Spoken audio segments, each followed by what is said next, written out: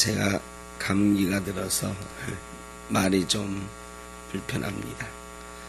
듣기가 조금 어려우시더라도 양해해 주시고 들으시길 바랍니다. 예전에 어릴 때 말이죠. 형제들이 가끔 장난도 치고 그러잖아요. 저도 일남 삼녀인데 다 여자 형제들이었지만 어릴 때는 장난도 치고 누나도 막 놀려먹고 막 그런 적도 있어요. 근데 이 놀려먹는 일이 좀 지나치면 화가 막 나잖아요. 그리고 이 장난하다가 그 상대방 형제의 중요한 것을 깨뜨린다든지 망가뜨린다든지 이런 일이 생기기도 하잖아요.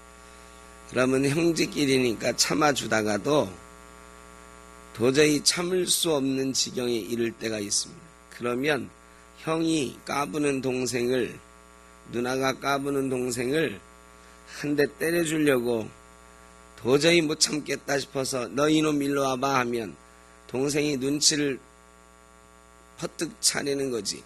아, 더 이상은 안 되겠다. 우리 형이 진짜로 화났구나. 우리 누나가 진짜로 화났구나. 내가 아무래도 맞게 생겼다. 그래, 형이 막 쫓아오면 도망갑니다. 누나가 쫓아오면 도망갑니다. 옛날에 빗자루 들고 쫓아오기도 하고. 그럼 도망가다가 더 이상 숨을 데가 없는데 마침 어머님이 저기 오고 계셔요. 그럼 어떻게 해요? 엄마 뒤로 숨어요. 엄마 뒤로 가가지고 엄마 나 좀 살려줘 그런다고. 그럼 엄마 등 뒤에서 엄마 치마 꼭 붙잡고 안 나와. 그러면 형이나 누나가 어떻게 합니까? 너 이리 안 나와? 하다가도 결국은 안 나오면 어쩔 수 없이 그냥 돌아가곤 하죠. 어머니는 이 장난꾸러기 아들의 도피성 같은 존재입니다. 오늘 본문 말씀에 도피성이 나오는데 과실치사한 사람이 미움이나 의도가 없이 누군가를 죽게 할 수도 있어요. 누군가를 다치게 한 사람을 위해서는 도피성이 필요가 없어요. 왜냐하면 누군가를 다치게 한 거나 손해 입힌 거는 그만큼 변상을 하면 되는데 누구를 죽인 자는 어떻게 해야 돼요? 누구를 죽인 자는 죽여야 돼요. 살인한 자는 사형이에요. 그런데 내가 죽이고 싶어서 죽인 게 아니야. 실수로 죽였어요. 장난치다가 딱 밀었는데 하다가 뒤로 넘어져서 돌멩이에 머리가 찧어가지고 죽었어. 그러면 이 사람 어떻게 해야 돼요? 이 사람은 그 형제들이 와서 죽여도 할 말이 없어요. 옛날 율법은 그랬습니다. 눈에는 눈, 이에는 이. 죽음으로 피해를 입힌 사람은 죽음으로 갚아야 돼요. 그런데 이 사람 너무 억울하잖아요. 진짜로 죽이려고 마음을 먹은 게 아니고 장난치다가 상대방이 죽었는데, 근데 법에는 사람을 죽인 자는 죽이라고 그랬으니 죽어야 되니까 억울하잖아요. 그러면 이 억울한 사람은 어떻게 해야 되느냐? 도피성에 피하면 됐습니다. 도피성에 피하면 과실치사한 사람은 구제받을 수가 있었어요. 언제까지 구제받느냐? 무한정으로 구제받는 게 아니고요. 무한정으로 거기에 그냥 도피성에서 살아야 되는 게 아니고 재판을 받을 때까지. 자, 재판을 받을 때까지라는 얘기는 뭐냐? 그 형제들이 말이죠. 돌에 넘어져서 죽은 그 형제들이 이 사람을 그냥 죽여버리면 재판도 못 받고 이 사람은 죽잖아요. 근데 감정이 막 올라왔을 때는 재판도 안 하고 그냥 막 죽여버린단 말이에요. 그러니까 도피성에 숨어 있는 동안에 그 피해자들, 유가족들이 마음이 좀 누그러지고 또 중간에 사람들이 저 사람이 일부러 죽인 게 아니다. 이렇게 설득을 하고 이제 재판을 해보자 하는 거죠. 그래서 재판에서 이 사람이 일부러 죽인 게 아닌 게 밝혀지고 그러면 피해자들에게 어떻게 보상하겠느냐 정해지고 하겠죠. 그런 식으로 정식 재판이 이루어질 때까지 도피성에서 피할 수 있고, 또 하나는 그런 중재가 안 돼, 재판도 안 돼, 그런 때에는 계속 숨어 있어야 돼요. 숨어 있어야 되는데 언제까지 숨어 있느냐? 그 당시에 대제사장이 죽을 때까지 도피성에 숨어 있어야 돼요. 그러니까 이거는 운이 좋은 사람은 숨어 있는데 1년 뒤에 제사장이 죽을 수도 있고, 어떤 사람은 30년 뒤에 죽을 수도 있어요. 그러니까 그거는 뭐 하늘이 정한 것이고 대제사장이 죽을 때까지. 어쨌든 이 도피성은 부지 중에 살인한 사람, 본의 아니게 사람을 죽인 사람을 숨겨주는 그런 성이었습니다. 이 도피성에서 원래 도피성 만든 목적이 무엇일까 한번 생각을 해보는 거죠. 하나님은 복수하는 것보다 용서하는 것을 말씀하고 있는 거예요. 이 도피성이 없었다면 이 유가족들은 반드시 어떻게 하겠어요? 복수할 거예요. 뭘로? 죽음으로 복수할 거라고. 그러면 이 복수당한 사람, 내가 누군가를 실수로 죽였는데 그 아들이, 그 형제들이 나를 또 죽였네? 그럼 우리 형제들은 어떻게 할까요? 또 복수하는 거지. 이 피해 보복이 계속되는 거예요. 이런 것들이 공동체를 깨뜨리고 어지럽게 하는 거거든요. 지속하지 못하게 하고.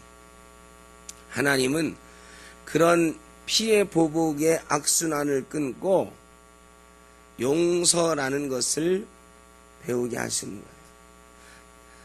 화가 막 나 있다가도 잠깐 숨을 고르면 어떻게 됩니까, 여러분?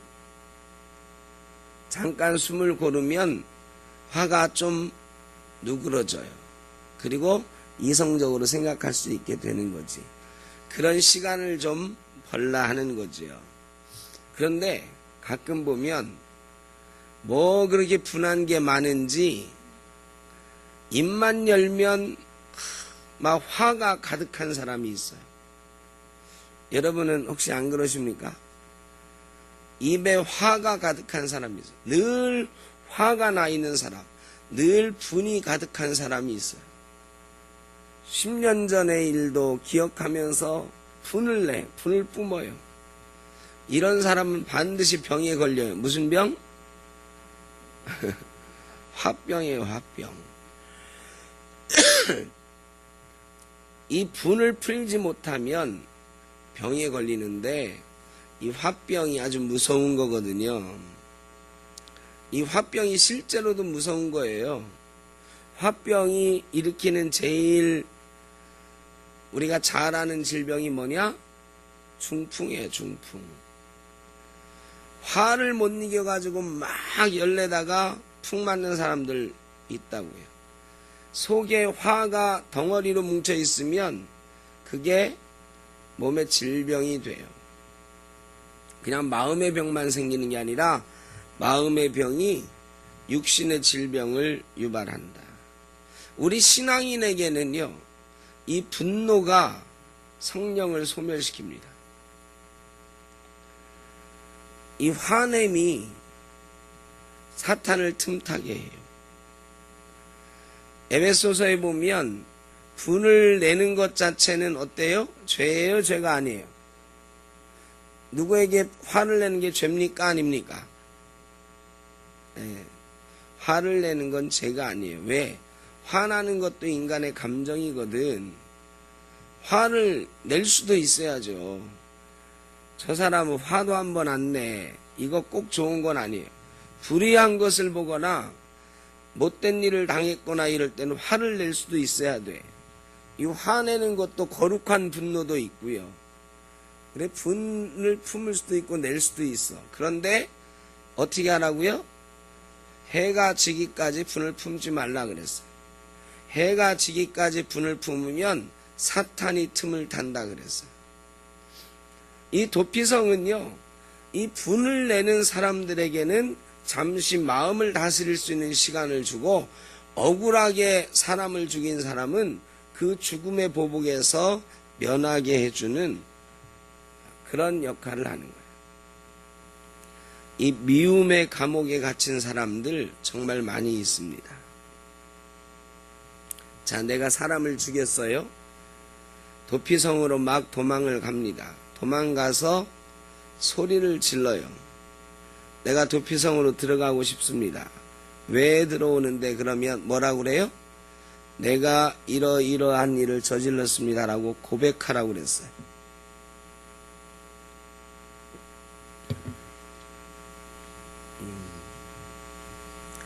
이러이러한 일을 저질렀다고 죄를 고백하라.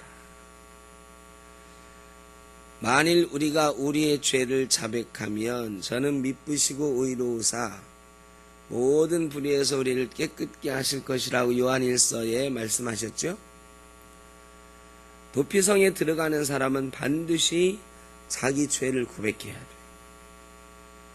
내가 여차저차해서 사람을 죽였다고 고백해야 돼.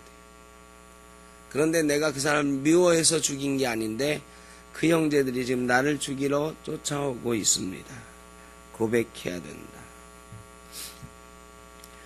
죄를 고백한 사람이 성에 들어가서 언제까지 있는다고요?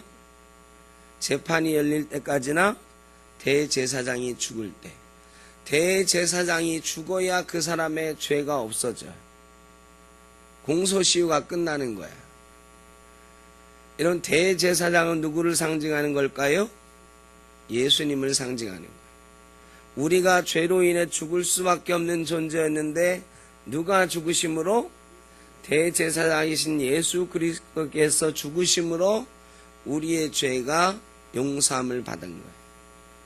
그러니까 모든 사람은 죄 지을 수밖에 없는 존재인데 그 죄에서 용서받는 유일한 길은 심판받는 것 아니면 대제사장이신 예수 그리스도께로 나와서 그분이 우리 대신 죽는 거예요. 심판받으면 우리는 다 어떻게 돼요?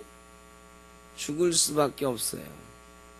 죄 지은 우리는요, 심판받으면 다 죽을 수밖에 없어. 왜? 죄의 삭은 사망이거든요. 우리는 다 온갖 죄 가운데 죽을 수밖에 없는데 대제사장이신 예수 그리스도 죽음 앞에 우리는 삶을 얻게 되는 것입니다. 도피성은요 6개가 있어요. 6개가 있는데 지도를 그려드리면 더 좋겠는데 이스라엘의 곳곳에 있어요. 이 도피성 하나의 거리가 32km예요. 32km마다 반경 32km죠. 도피성이 있어요. 그래서 누구든지 어느 곳에 있든지 이쪽으로 가면 이쪽이 저 도피성, 저쪽으로 가면 저쪽 도피성이 있어요. 어느 쪽이든지 32km 이내로 그 성에 들어갈 수가 있어요. 그리고 이 도피성과 도피성 사이에는요 14m 넓이의 대로가 뚫려 있어요. 당시에 14m 도로 그러면 굉장한 거거든요. 14m면 얼마나 되느냐? 저 끝에서 여기까지가 15m인가 그래요. 저 본당 뒤에서 이 앞에까지가. 요거는 11m인가 그래요. 그러니까 상당히 넓은 거죠. 이런 대로가 도피성으로는 뚫려 있어요. 그 당시로는 어마어마한 도로가 뚫려 있는 거예요. 그러니까 도피성으로는 누구나 언제든지 갈 수 있도록 만들어 놨어요. 우리 예수님께는 언제나 누구나 갈 수 있는 것입니다. 또 교회가 도피성 같은 역할을 하는 거예요.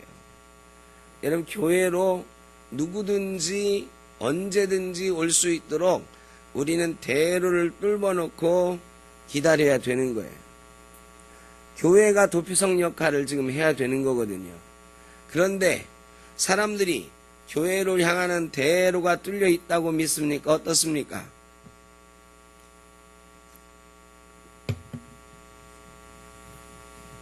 교회를 향해서 그렇게 대로가 뚫려 있고 또 도피성 문은 항상 열려 있거든요. 근데 항상 열려 있다고 생각하지 않아요. 교회의 문이 항상 열려 있다고 생각합니까? 어떻습니까, 여러분?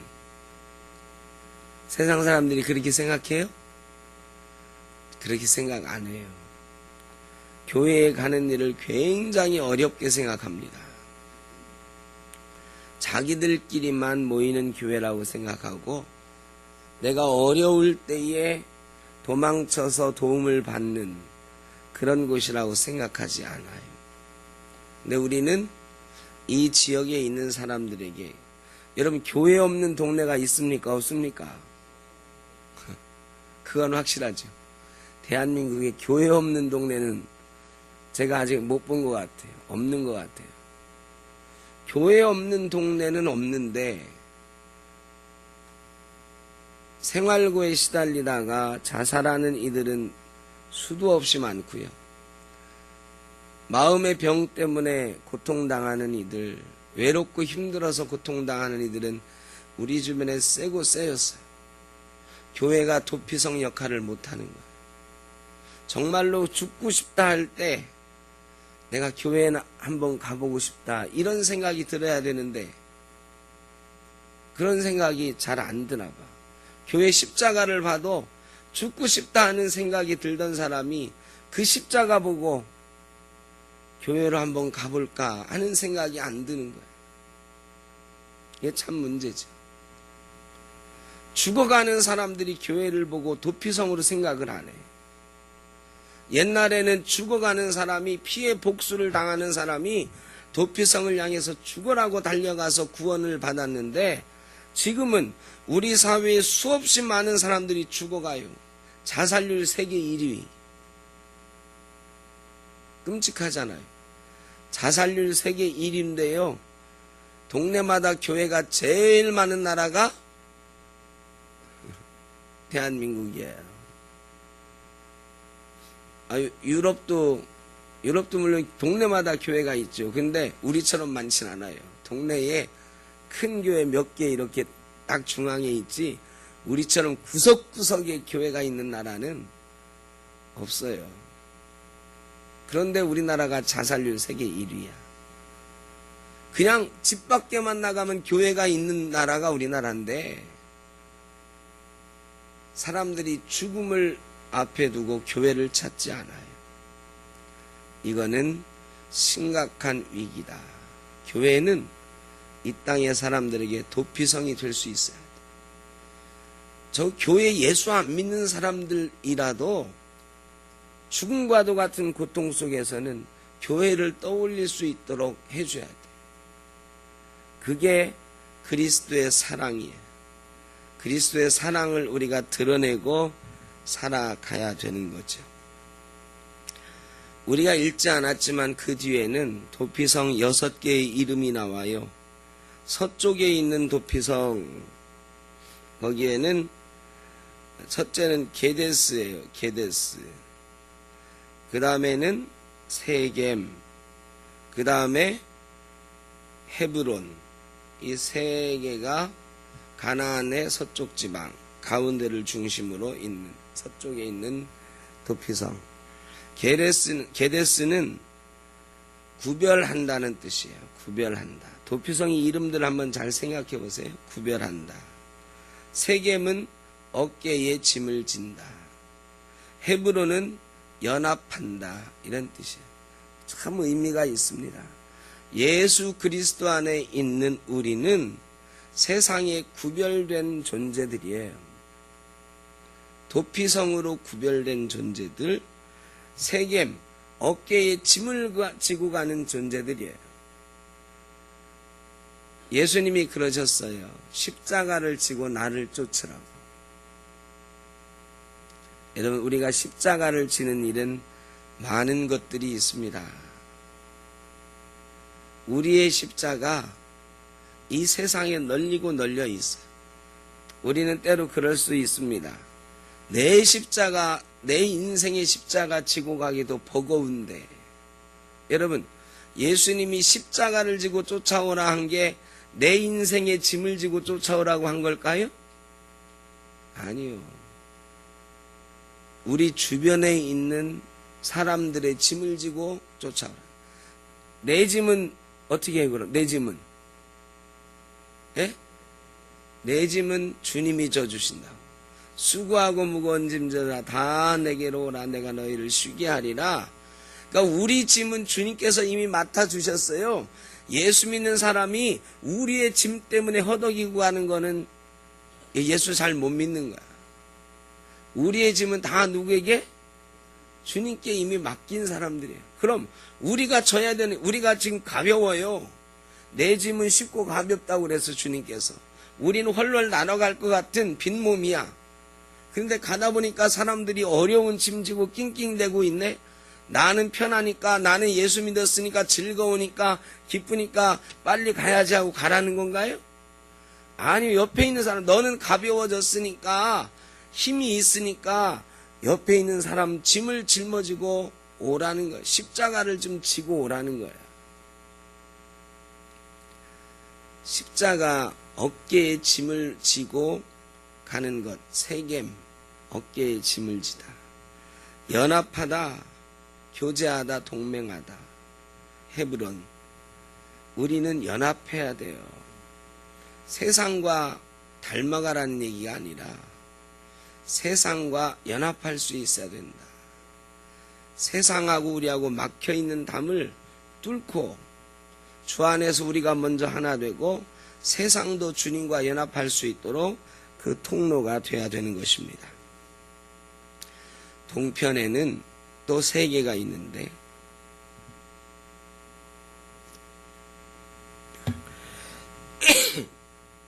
동편에 있는 도피성 첫째로는 베셀입니다. 베셀. 베셀은 요새라는 뜻입니다. 우리 주님은 우리의 요새시요 우리의 산성이십니다. 우리 교회도 이 세상 힘든 자들의 요새 같은 곳이 되어야 되는 줄로 믿습니다. 세상에 어렵고 힘든 사람들이 교회를 요새 삼아서 쉴 수 있는 곳. 둘째는 길랏 라못이에요. 길랏 라못은 언덕이라는 뜻입니다. 우리가 그러잖아요. 나는 비빌 언덕이 없다고. 여러분 주변에 나는 세상에 비빌 언덕 하나가 없어. 이런 사람이 있으면 우리 책임이야. 우리는 비빌 언덕이 있습니까? 없습니까? 있죠. 우리는 하나님이 비빌 언덕이 되시고 예수님이 우리의 비빌 언덕이 되신단 말이죠. 그 언덕 좀 나눠줄 수 없나요? 나 혼자만 비비고 나 혼자만 기대고 아니죠. 교회는 비빌 언덕이 되어야 되는 곳입니다. 예수님이 우리의 언덕 되신 것처럼 교회는 이 땅에 비빌 언덕이 되고 양지 바른 언덕이 되고 사람들이 기대어 쉴 만한 곳이 되어야 되는 것입니다. 마지막으로 곤란이에요. 곤란. 골이 난 사람이란 뜻이 아니고 기쁨이라는 뜻입니다. 기쁨. 우리가 예수님을 만나서 기쁨을 얻었습니다. 항상 기뻐하고 범사에 감사할 수 있는 사람이 되었습니다. 근데 세상에 기쁨이 없는 사람들이 많아요. 웃지 못하고 사는 사람들이 많아요. 그런 사람들에게 웃음을 나누어주고 기쁨을 나누어주는 곳 바로 교회입니다. 참 좋은 말들이 많죠. 그런데 어떻습니까? 우리가 그렇게 되어가고 있는가? 우리 샘터교회가 이 옥길지구에서 몇 년 지나서 많은 사람들에게 비빌 언덕이 되고 기쁨이 되고 웃음을 나누어주고 희망을 나누어주는 그런 교회가 되길 간절히 바랍니다. 지금은 우리가 아직 그런 역할을 다 못하고 있어요. 이사 와서 정리하고 그저 정착하는 단계지만 이제 이런 단계가 지나면 이 지역 사람들에게 단순히 예수를 전도하는 것뿐만 아니라 이 지역에서 어려운 일 있는 사람들은 야, 샘터교회 한번 가봐라. 거기 가면 뭔가 살 길이 열린다더라. 도움이 된다더라. 이런 말을 들을 수 있는, 힘들고 어렵고 지쳐있는 사람들이 샘터교회 가면 쉴 수 있다더라. 마음의 안식을 얻을 수 있다더라 하는 그런 소리를 듣는 도피성과 같은 우리 샘터교회가 되기를 바라고 꼭 그렇게 될 줄로 믿습니다. 기도하겠습니다.